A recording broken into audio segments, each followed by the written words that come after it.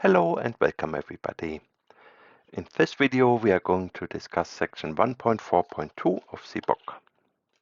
We are going to discuss envelope rejection sampling, and this is a method which builds on the basic rejection sampling method we discussed in the previous section. Let me just recall what we did in the previous section. In the previous section we said we generate proposals X from a density G, and for making the random decision whether to reject, we also generate a standard uniformly distributed U. And then we accept X if U is less than or equal to P of X. And then if we follow this procedure, we have learned accepted samples have density F, where F of X is some constant, P of X, G of X, and Z was the normalizing constant. Now, what we would want to do, and what we are going to do in this section, is we want to choose in advance the output density. So we no longer want to say we are giving G and P and then we just want to be informed what F is, but instead we want to design methods for a given F. So we may say F is the density of a normal distribution, then we pick a G, and we want to use this as a method to generate samples from F, say from a normal distribution. And for this we need to solve the whole thing for P. And let me just do that. If we solve the equation for P, that is rather straightforward, then P of X equals some constant times F of X over G of X. That's easy enough. So if we are given F and G, we can just compute P like that. There is one thing we need to be a bit careful about, namely P is to be a probability. So P must be between 0 and 1, and so we need to be sure that that fraction here is bounded. If it's bounded, then we can always adjust the constant so that it's less than 1 and we are good. But if that were to grow to infinity, then no constant would do and we would be in trouble. So what we need is we need F of X divided by G of X to be bounded, and that means F over G is smaller than some constant C. And if I bring that to the other side to avoid dividing by 0, we need to find the constant C such that F of X is less than or equal to C times G of X for all X for some constant C. So that we will require for the method to work. And before we go on, let me just point out that this constraint is the reason that the method is named envelope rejection sampling. Namely, C times G in this language is an envelope for F. For example, if F is the density of a normal distribution, so that might look like this, then we need to find a density G such that C times G of X is bigger than F. We need the constant C because both F and G are meant to be probability densities. So the area under both curves is 1, so we cannot have one strictly above the other without the constant. So we can already guess this constant C here needs to be bigger than 1 for that to work. But we'll get to that. So the name of the method comes from the requirement that we need to find an envelope for the target density. Okay, so what do we need to do? First, this derivation was slightly informal, so we need to formalize this a bit. And before we do that, I want to introduce a slight generalization of this method, namely for reasons we'll see later. Sometimes it's useful if we don't need to know F exactly, but it's enough if we know F up to a constant. So we will only require F to be known up to a multiplicative constant. So in the example of the standard normal distribution, there we know the constant. You can work out the constant you need in front of e to the minus x squared over 2, which makes this whole thing integrate to 1. That constant turns out after a bit tricky calculation to be 1 over square root 2 pi. And what I mean here is the method we are going to actually cover in this section that will not require us to have worked out that 1 over square root 2 pi. So we will be able to just say we want something proportional to e to the minus x squared over 2. And that will be enough to apply the method. So we will only require F to be known up to a multiplicative constant, and we assume F of X is positive, but we do not assume it integrates to 1. And what we will get samples from then is F with the constant added, so we will get samples from F twiddle of X, which will be 1 over, let's call it ZF F of X, where ZF is the constant we need to make it integrate to 1, so ZF will be integral F of X dx. So we take note of this fact now. When we go through the proof, we check this, but we will later see that it's often useful. So the actual statement is we have input is now F from R to the positive numbers with ZF integral f of x dx finite, just so that we can divide by it in a second. And we need G, which must be an actual probability density, must integrate to 1. And we need a constant C such that f of x less than or equal c times g of x for all x. And then the algorithm goes like this. Generate x from G. So as before, that's the proposal density. That's a density where we can already generate samples. And generate U standard uniform as before, just to decide whether to accept or reject. And then we should accept if c times g of x times u less than or equal f of x. And I could have written here f divided by c times g, and f divided by c times g is less than or equal to 1, so we know that we can use as a probability, so it makes sense to compare u to it. But I write c times g on the other side just to avoid trouble if g happens to be 0, because then we would be dividing by 0 if we would have divided by g here. But there is no problem with the algorithm if the g is here. We just need to check it works correctly for this case. Good. So that is the algorithm. And then the statement is, so that is proposition 1.23 in the book, which says accepted samples have density f twiddle, which is given as we had it. So f twiddle of x equals 1 over zf f of x, and zf is the normalization constant of f. And part B, each proposal is accepted with probability something, and I want to leave a space here. We are going to fill this in when we find out in the proof.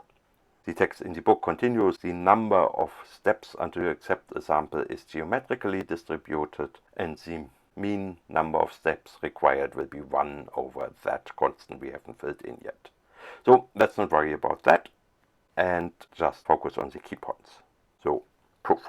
What we'll do is we will reduce this to basic rejection sampling from section 1.4.1. So we just need to understand how does this fit into this framework.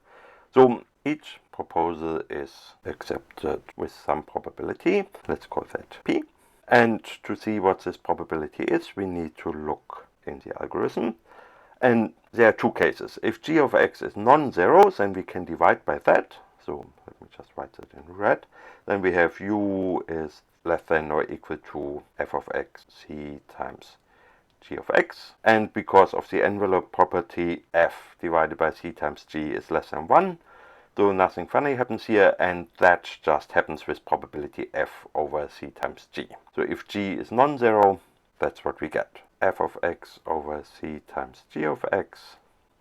And in the 0 case, we need to check separately. If g of x is 0, then c times g times u is 0. F is always positive, so then it's always true. We accept with probability 1. 1 if g of x equals 0. Great. Then we are going to apply basic rejection sampling. So this is a method from the previous section, which I explained at the start. And we are now in this situation. We know now what's the probability of accepting. It's the P I've just written. And we know what are the proposals. They are density G. And then this formula tells us what is the density of accepted samples. It's 1 over z P of x G of x. So I write basic rejection sampling, which tells us accepted samples have density 1 over z P of x G of x. So that is 1 over z. Let's first do the case where g of x is positive. F of x c times g of x times g of x, which is f of x over c. Oh, I forgot the 1 over z. So it's 1 over z, this, and 1 over z times c if g of x is positive. Now we need to work out the case what happens if g of x is 0. In this case we have 1 over z, and it's here. In this case the probability turned out to be 1. So 1 times g of x is 0, since in this case g of x is 0.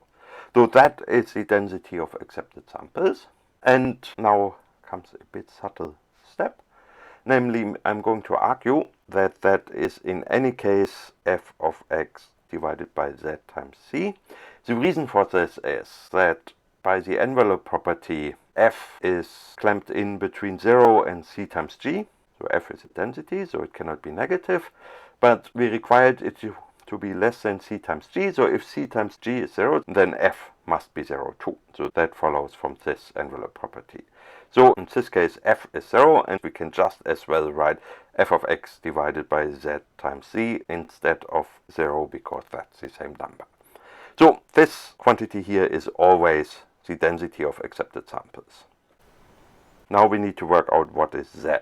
That equals p of x, g of x dx.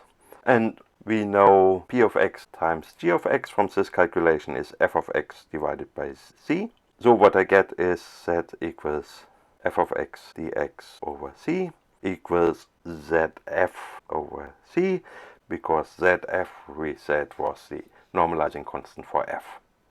So integral f equals zf. And with this we can get the target density. So 1 over z p of x g of x is 1 over z is c over zf. P of x g of x is f of x over c. So we get 1 over zf f of x. And now you see it comes all together, namely zf is the normalizing constant for f. So that was the normalized density, which I called f twiddle of x. So let's just go back. In the algorithm, I used f, the non-normalized density, everywhere where it matters. So when we find the constant c, we only need to know f. We do not need to know f twiddle. And in the accept reject condition, we only need to know f. We do not need to know zf or f twiddle. And in the output, the zf is automatically added without us ever having to work out what it is.